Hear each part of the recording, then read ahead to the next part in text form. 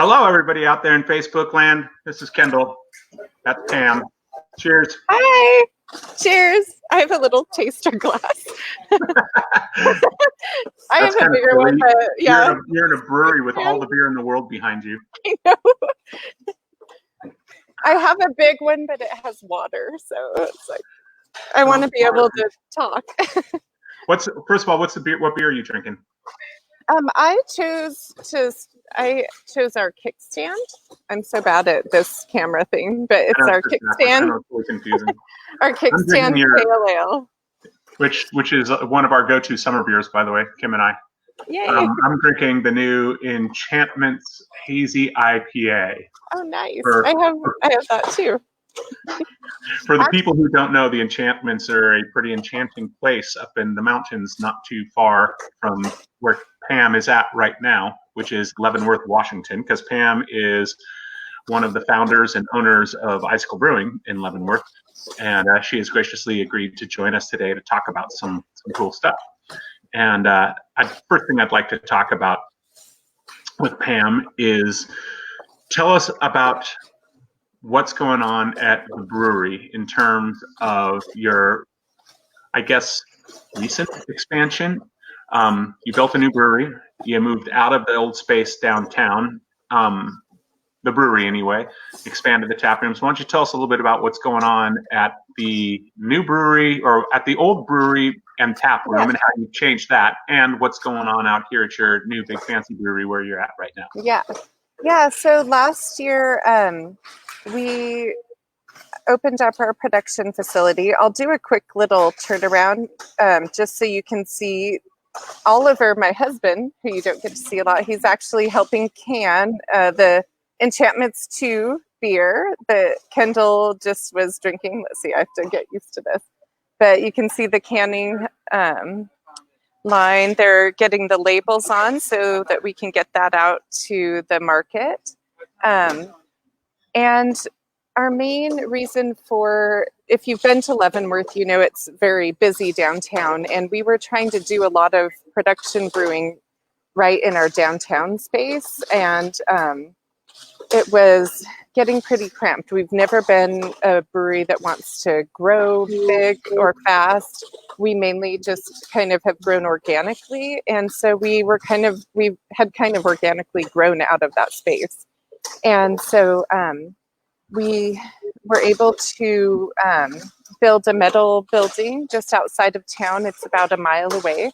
And so we actually moved. Behind me, you can see our brew house, and it's actually the same brew house that we had downtown. We actually physically moved it all with the help of like our local towing company and moved it into our new facility. And so we it's been great to have the extra room and be able to can beer now and be able to expand a little bit more through Washington State and then a little bit into Idaho and Wyoming. But we're still pretty small compared to breweries out in the world. And we kind of our main reason. What was last year's barrel production? We did about, I should ask Dean for sure, but I think it was about just under 6,000 barrels. So let me ask, hey Joel, what was our barrelage last year? What was our barrel production last year? Oh, just under 7,000.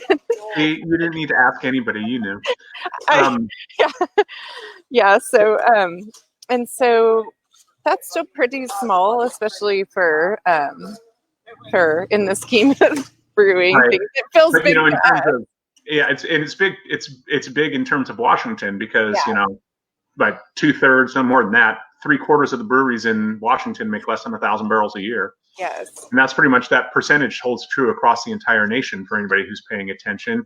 Most of the breweries in the entire country are what we would consider, I guess, what you would consider very small, like less than 1,000 barrels. So you guys are pretty high up on the list of in terms of Washington breweries. So you have this big new beautiful brewery, and the new beautiful brewery is not open to the public. You don't have a tasting room there. But what have you done back across town at the facility that used to be the brewery and is still the tap room. Mm-hmm. So yeah, since we moved the brewery out, we were able to add a bar downstairs where we used to brew. And then we also added seating. And then we also purchased a small brew house so that we could do some small batches just for the tap room and kind of experiment. And so we were really excited to kind of test out some new beers.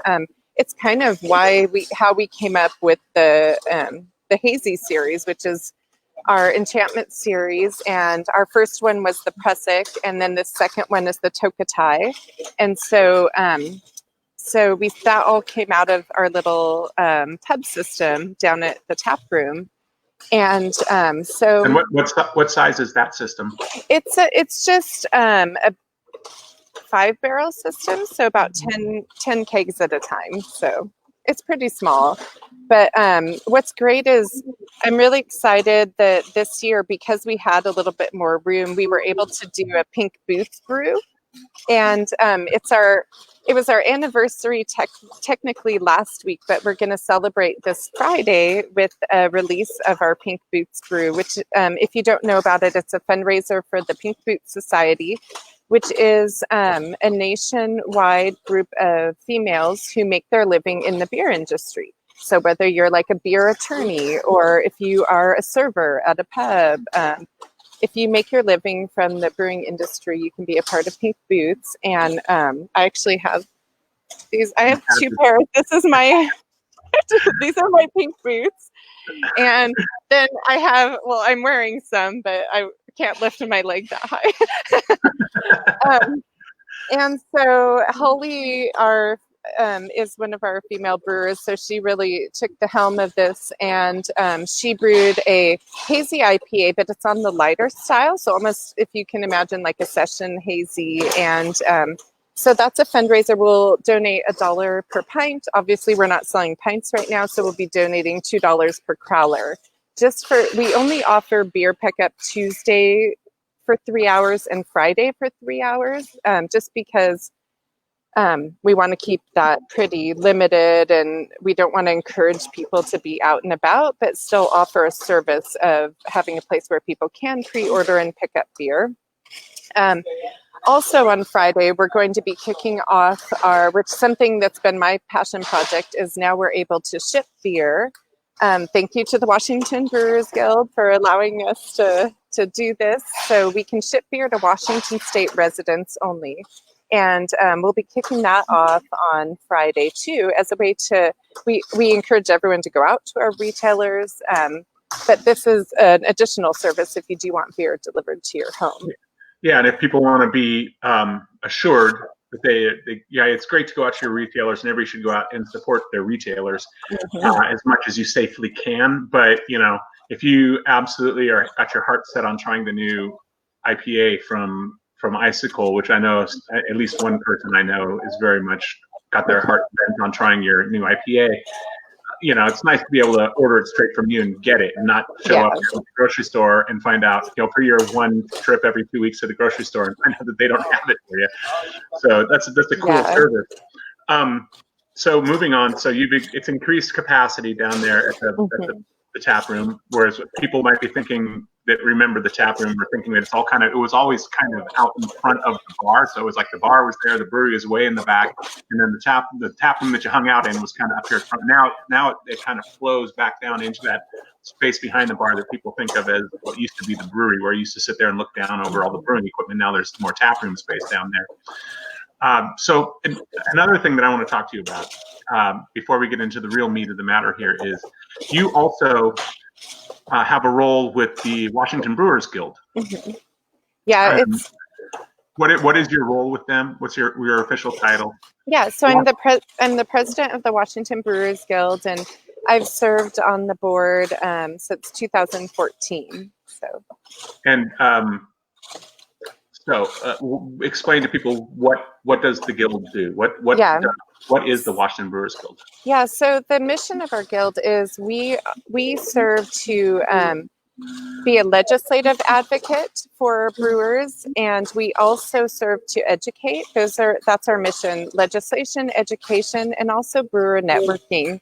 And so, as you can imagine, with all that the breweries in the state, we have about 400 breweries, and most of our breweries in our state are very small. They rely on keg sales, taproom sales, which both models are non-existent right now, pretty much. And so it's been just such a it's been a really busy time for our Brewers Guild. We have our executive director Annie McGrath and our membership coordinator Tamara Rice, and we're a really lean two-women show, and it's amazing what they do. Last year they were able to put on our first Washington Brewers Guild Summit. And right now we have that planned for November, but we're prepping an alternate plan if we need to move that out until it's safe to do a summit. So, but for now, we're hoping we can do something to help continue our mission, which is advocacy and education and brewer networking. So yeah. So you work a lot with the educational side, right? Yes. Yeah. So what kind of stuff are you looking to teach brewers? I mean, you did the summit last year, and the summit was fantastic. I was part of it.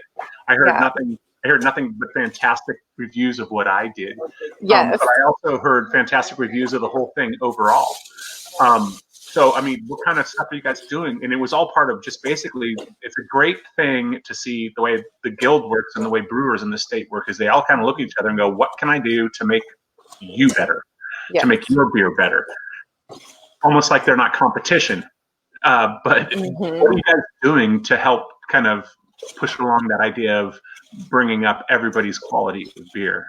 Yeah, so I think the summit was a huge part of it. We do quarterly meetings, and a lot of times we bring in allied members to speak about topics that might help brewers be more professional, be better with their quality and safety, and also, even with marketing, and how can we make Washington beer just what everyone wants to drink, because we are home of the hops, and we work very closely with the commission, the Washington Beer Commission, which is the marketing arm of our state's brewing industry. And so basically, I personally feel that the more Washington can do to provide very good quality beer, source local ingredients. We have great maltsters in our state.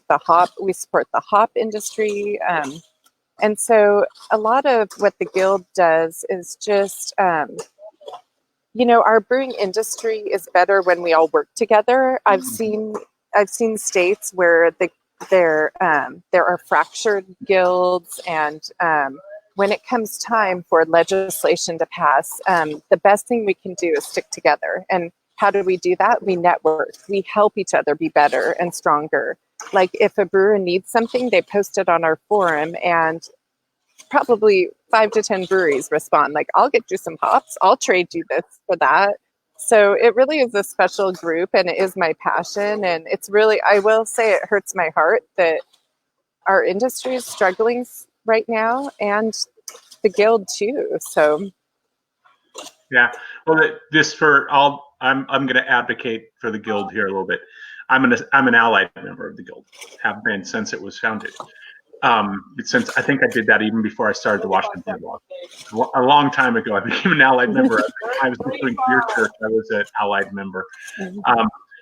But it's important. There's a lot of breweries in the state who maybe don't realize it, and all you guys do that aren't paying dues to the Guild, which is minimal, all you're doing is reaping the benefits of all the work that they do. So stop being a cheapskate, and seriously, just be a member, support what they do. And right now, I know it's a really, really hard time. A lot of things, me and my business, I'm on that list of things too, where we probably seem like a really low priority in terms of your budgeting right now. But just don't forget about what the Guild does for you. It's really important. Like this past year, what did you guys get through the legislature this year?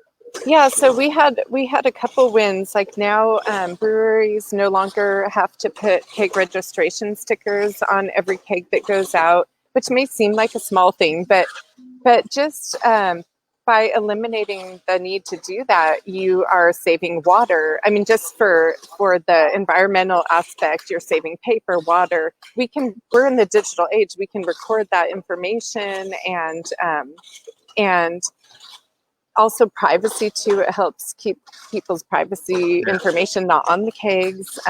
Also, you can now have wine by the glass in tap rooms, and then it probably seems weird to people. There might even be people with their own breweries out there who didn't realize that a brewery tap room could not pour glasses of wine to those people who showed up at the tap room and said, my boyfriend drinks wine. I'm going to have a beer, but my boyfriend would like a glass of wine, but you don't sell any wine, so we're going to go someplace else. Yeah, but, thank you for not saying it's the girl that always wants wine, because that is not the case. No, that's not the case at all. Yeah. Been around the block. Cheers. Yeah. And also another thing is with dogs being allowed in tap rooms, there was kind of some inconsistencies with how that was mandated with the health department. And for tap rooms, now dogs, we have clear guidelines that dogs are allowed in tap rooms. Like for us, Icicle Brewing, we have a beer wine restaurant license because we also serve food. So for us, dogs can be on the patio. They just can't come inside because of health department guidelines for restaurants. But that like for us in Leavenworth, like we're a huge dog town, and so to have a tap room in Leavenworth that now dogs are allowed in, of course you still have to follow cleanliness and things like that, but dogs are family members too. So that was something. Yeah. One of the things about, and there's been a lot of discussion about this, should dogs be allowed in tap rooms? I just want to say one thing, that this change in the law doesn't, even though it allows brewery tap rooms across the state to just uniformly have dogs if they want. It doesn't. Yeah. It doesn't require a brewery owner to let dogs in the tap room. So if a brewery owner just doesn't want to have dogs in their tap room, they still don't have to. Yes. So all this does is help, and it creates a uniform law across the entire state, whereas it varied immensely from jurisdiction to jurisdiction previously.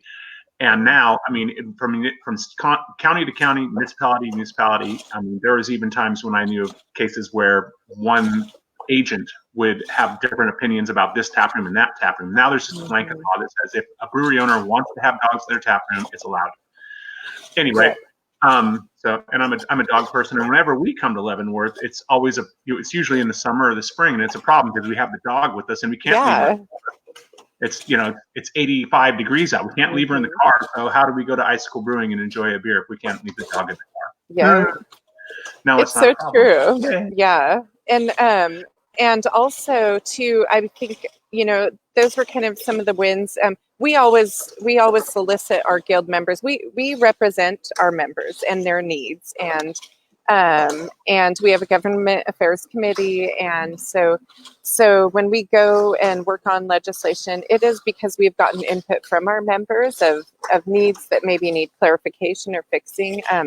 I do see that this next legislative session coming up is going to be huge. Like, we have to advocate because we represent so many small businesses in the state, and we are taxed very high. And our industry does need help if we're going to survive. And so it's going to be a big year. It is. It's going to be a real big year in terms of making sure that the industry gets the kind of assistance they need. And I mean, I know there's already to their credit. Okay, credit where it's due. The Liquor Control Board has been pretty easy to work with as this pandemic and these shutdowns. They've been good. Here's to you. Good job, Liquor Control Board, if you're paying attention, which I know you're not. They've done a really good job. But here's one of the things that I want to say. Ooh, nice. Is I hope that some of the laws that they have made so easy, they've changed so easily since this all went down. I hope that when it's all over, they're able to let things slide a little bit. I mean, it's like maybe what we'll learn in this is allowing breweries to deliver or ship beer isn't going to ruin the world. It's not gonna. Mhm. It's not gonna be. Well, and with the shipping beer, that is an allowance that we do have. It wasn't special. I think you just see more breweries doing it now. But I think that is why I am so passionate about supporting the guild. Ooh, dark persuasion. I have that too. Because the guild works so closely with the regulatory agencies like the LCB so that we can provide, yay, that's a good one, even in the summer. Yeah, so the guild is really huge about working with the LCB and making sure our members have the, like if there's something that the liquor board that comes out and it doesn't quite fit with the needs of our breweries, we're able to work with them to come up with a solution and work in rules or also with legislation to make some improvements that work for both. Like us as breweries are totally for public safety and safe service, and so I'm never like against the LCB. Their laws are for safety, and so we want to work with them to help our industry. And as long as I've been in any way associated with the guild or have been following what the guild has been doing, it's always been a matter of people say things like, well, the liquor laws are just so stupid. And it's like the liquor control agents are the first ones to tell you, yeah, they are. Yeah. I think they're confusing. Yeah, I think a lot of the laws, what people don't realize, are there to protect small breweries because it helps protect our access to market, which is going to be huge moving forward. And so I always say, like with all the laws that are out there, let's look at why they're there, how we can change them to be better if if they don't make sense, and then how can we get clarification and consistency and education for when the LCB's out enforcing. So, yeah, it makes a big difference. Do you want to see some of the brewery? I can, yeah. Some of you, Pam's going to start walking us across the brewery here and kind of show us around, and I'm going to talk as she goes. So some of you, a lot of the stuff you're going to see in the background here is pretty typical. You see people with beer in cans. Can you see Oliver? That's Oliver to my. He's doing a good job. With the dark colored mask on? Yes, he's got the black mask. And there's Holly. Holly's brewing. So she's been busy all day. And will you let Dean know I'm going to go over to the zoo? So I'm going to show you guys. I'll try and walk steadily. We have a little barrel aging back there. So there's that. And I'm going to take my headphones off so you can hear Dean. He's going to talk a little bit. As you know, Kendall wrote a great article yesterday about the CO2 shortage. And as we built this brewery last year, we did, just to kind of be more environmentally friendly, we put in this Earthly Labs CO2 capture unit. There's Dean. He is our co-owner and brewmaster. So I'll hold it for you. You can talk a bit about our capture unit. All right. Earthly Labs built this small-scale CO2 capture unit when nobody else was. There have been CO2 capture units around for a long time, but only for the largest brewers. And since in Washington State, at this point in time, there are no brewers large enough to use one of these large-scale systems, it was exciting for us that Earthly Labs put together a smaller-scale system. So it allows us to capture CO2 off of active fermentations. It also allows us to recapture CO2 as we push beer into a bright tank that is full of CO2. So let's talk about CO2. What do you guys use CO2 for in the brewery? I mean, we obviously know that it puts bubbles in beer. Do you use it for anything else? Yeah, the most important thing is keeping our finished beer isolated from oxygen. Oxygen is going to spoil beer in most cases. In some cases, that oxidation can provide some great sherry-like flavors and Right. peach beers over. If I use my, it's gonna point the wrong way. Anyway, in that direction, we have our barrel projects going on. We have a darkest persuasion being aged in bourbon and rye barrels. And so we're looking for the oxygen to create some really interesting characters. But in 99% of our beer, and certainly in all of our IPAs like we brew today, we want to keep oxygen away from the beer and keep CO2 in contact with that beer because it will keep the beer from aging. So let's talk about the system. Normally, you guys buy your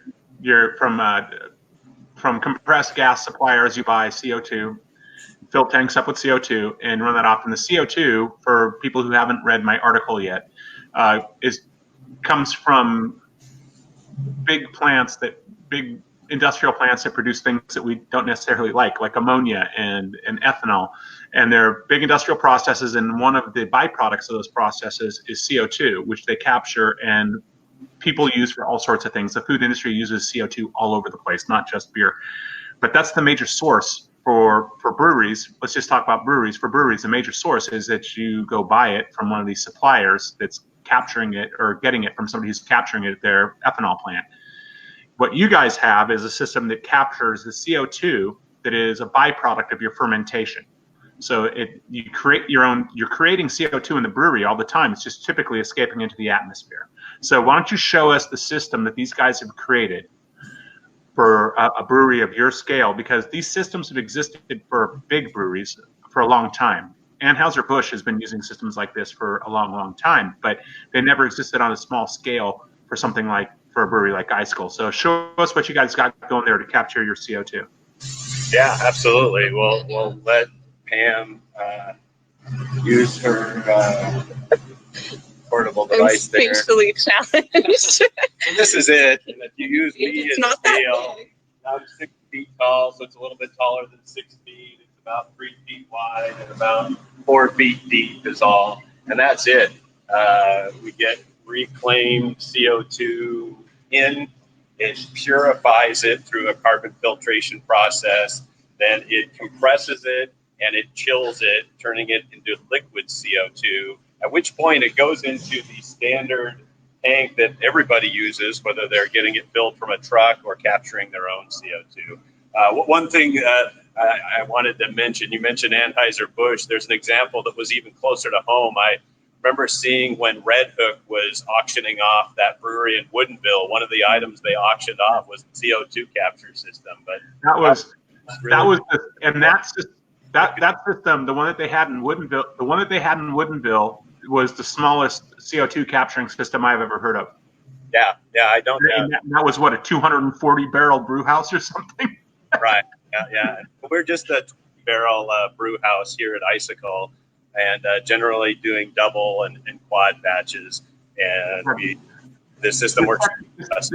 This technology is a big step forward, and I know a lot of breweries might just see it as being something that's cost prohibitive, but we're in a situation now where this isn't just about. And you guys did it.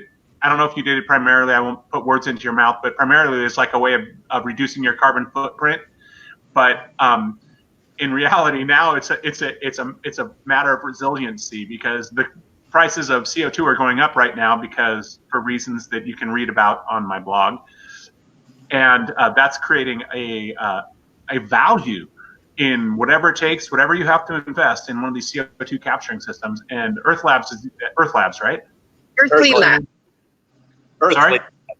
Earthly has created this system, which is actually accessible for breweries of your size, which is pretty cool. And that's one of the reasons I was excited to talk. I mean, I'm always excited to talk to Icicle Brewing, one of my favorite breweries in the state.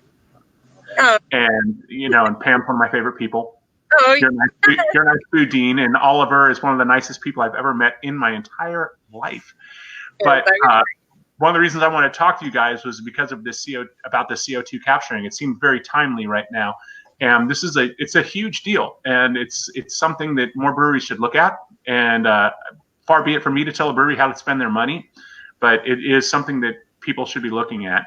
It creates a certain amount of self-reliance and a certain amount of resiliency for your brewery.